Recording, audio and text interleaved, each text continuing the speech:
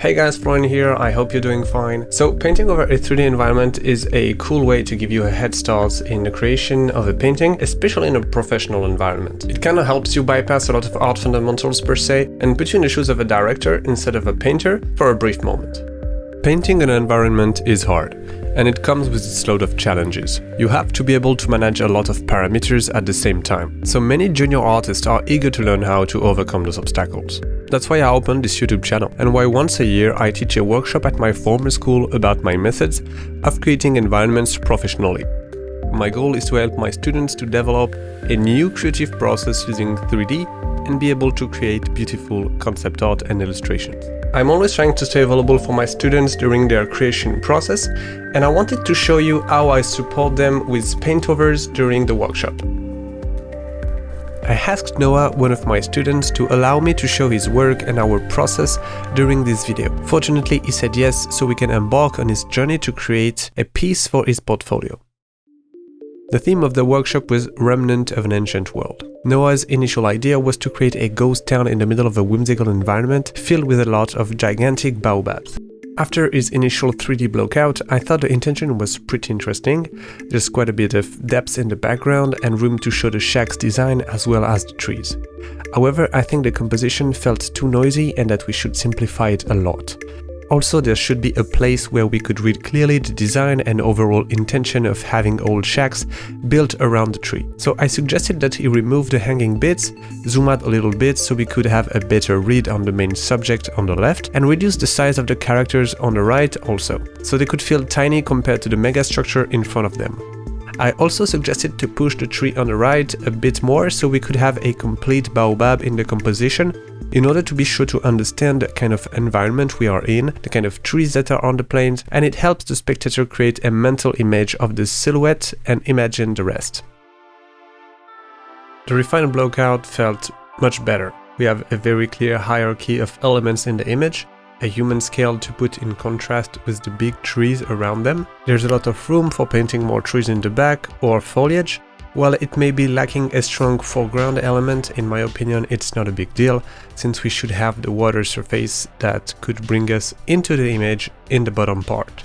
Now Noah wanted to create a nighttime scene, so of course we would have to tweak the lighting a little bit. So he simply changed the color of the sun and skybox to create this color scheme. At this point the hard part begins for students, since painting over 3D is most likely a first for them. Noah came to me since he felt a bit stuck on how to proceed, and this is the initial overpaint I did to help him moving forward. The first thing to do was to really put the environment at nighttime. It's definitely a challenge to show depth with this lighting setup, but we could fake out the lighting from the mood that would create light on some surfaces. Noah's intention was to show the village abandoned and only inhabited by spirits. Since the light of the moon would not suffice to show what's going on in the scene, we would have to add secondary lighting coming from magic or fire, for example. Noah was on his way to create a very nice painting, and at this point he had a clear vision of where the painting could go and proceeded to bring it to this state until coming back to me for more feedback. I think this looks already awesome. The rendering of the masks and the character looks really cool. I think that with a couple of adjustments, it could potentially have a great image. The first problematic thing for me here is the sky, and the bluish haze all over the painting.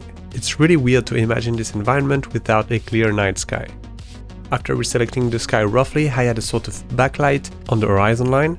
That could be an aurora borealis, for example, or some kind of mystical phenomenon. Then I had a photo of a sky that I put in lighter color mode and erased parts of it. It creates a more credible level of details for the sky. I keep refining the lighter masses in the back just to try and fake out a little bit more depth. I really like what Noah did on the tree foliage with the moonlight at the top. So I reused it on other part of the vegetation in the environment.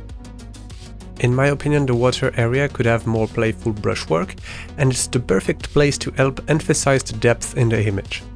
I had reflections and small details like plants on the surface of the water and vertical brush stroke to fake out the distortion of the reflection of the environment. The main area of focus is definitely the giant mask with the two torches. I think that we could rework a little bit how the surfaces are lit up. At the moment it's a little bit muddy and subject to interpretation. so I tried to rework this area in order to make it more logical. The level of details on the pylon is a bit too high in my opinion. I can feel that Noah zoomed in a little bit too much to paint this low relief. My advice would be to zoom out in order to have a better homogeneity in the graphical quality of your painting. The tree on the right looks great. I just want to rework the lighting and how it sits on the floor. At the moment it looks a little bit like it's floating. I do a quick selection and put the bottom part in the shadows. I just want to suggest a little bit more mystery in this area and use the shacks to create magical spirit lights. I reused the visual language of the foliage that Noah created on the third tree and add an extra level of details on the gigantic trunks in the back. Another really difficult notion to tackle in this painting is creating volume, details and readability in very dark areas. I think with a mix of ambient occlusion and atmospheric effect, we would have a better read on the scaffolding area. The value range must be very subtle and there's not a lot of room for error here. Finally, the vegetation could use a little bit more details, and by simply sculpting a couple of leaves, we can suggest that some plants catch the light from the tilt torches behind to add a little bit more volume, depth and rhythm in this pot. We could add also a couple of props to create even more world building and demonstrate the culture of the civilization more clearly. Alright, now let's quickly review all the steps we took on this image so far. And by the way, if you enjoyed the video, please consider hitting the like button so it lets me know that you would like to see more content on this topic.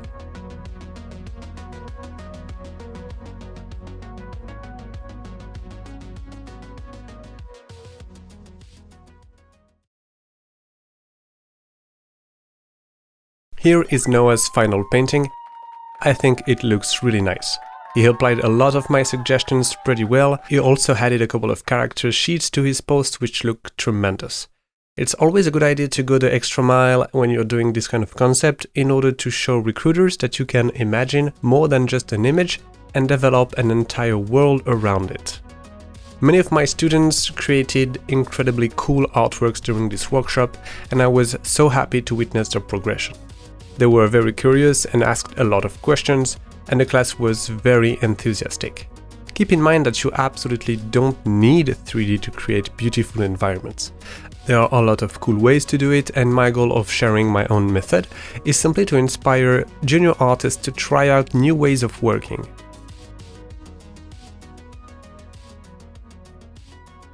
I hope you enjoyed this session, learned a few things. If you're interested in seeing me doing a complete painting from start to finish using a 3D blockout, check out this video. Have a great day.